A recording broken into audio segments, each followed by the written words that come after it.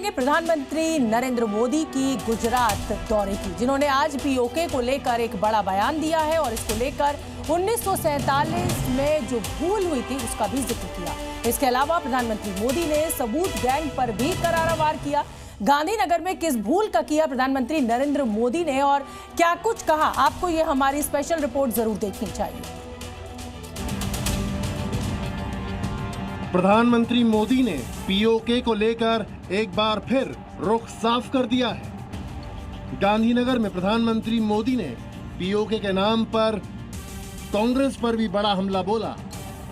PM Modi ने गांधीनगर में दिए अपने भाषण में पीओके की स्थिति बताते हुए 1947 का जिक्र किया और बताया कि कैसे कांग्रेस की एक भूल भारी पड़ गई। कटनी चाहिए थी तो जंजीरें, लेकिन काट दी गई भुजाएं। देश के 3 टुकड़े कर दिए गए और उसी रात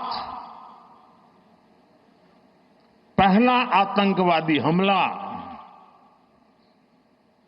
कश्मीर की धरती पर हुआ। मां भारती का एक हिस्सा आतंकवादियों के बलबूते पर, मुजाहिदों के नाम पर पाकिस्तान ने हड़प ले लिया। पीएम मोदी ने 1947 में कश्मीर पर हुए आतंकी हमले का जिक्र करते हुए इसे मां भारती की भुजाएं काटने जैसा बताया। उन्होंने कहा कि सरदार पटेल की इच्छा थी कि भारतीय सेना पीओके को वापस लेने तक रुके नहीं, लेकिन उनकी बात को अनसुना कर दिया गया। अगर उसी दिन इन मुजाहिदों को मौत के घाट उतार दिया गया होता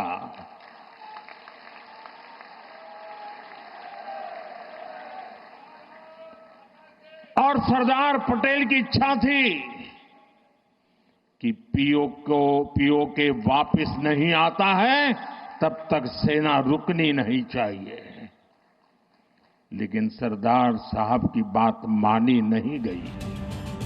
पीएम मोदी ने साफ शब्दों में कह दिया कि पीओके भारत का अभिन्न अंग है और इसे वापस लेने का पक्का संकल्प उनकी सरकार का है। इतना ही नहीं, पीएम मोदी ने सबूत गैंग पर भी बड़े प्रहार किए और कहा कि इस बार कैमरे के सामने हमला हुआ ताकि कोई सबूत न मांग सके। आज तक जिसे हमें प्रॉक्सी वॉर कहते थे,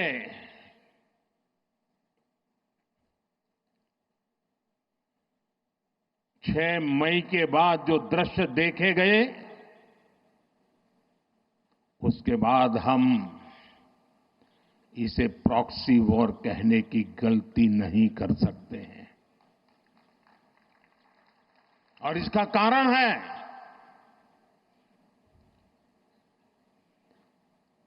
जब आतंकवाद के 9 ठिकाने तय करके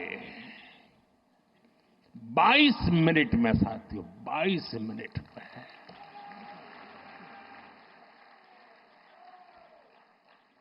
उनको ध्वस्त कर दिया। और इस बार तो सब कैमरा के सामने की सारी व्यवस्था रखी थी ताकि हमारे घर में कोई सबूत न मांगे। पीएम मोदी के गुजरात दौरे का आज दूसरा और आखिरी दिन था। प्रधानमंत्री मोदी ने अपने भाषण में ये साफ कर दिया कि ऑपरेशन सिंदूर सिर्फ सैन्य बल का ऑपरेशन नहीं, बल्कि अब जन बल का ऑपरेशन बन चुका है। ब्यूरो रिपोर्ट, जी मीडिया।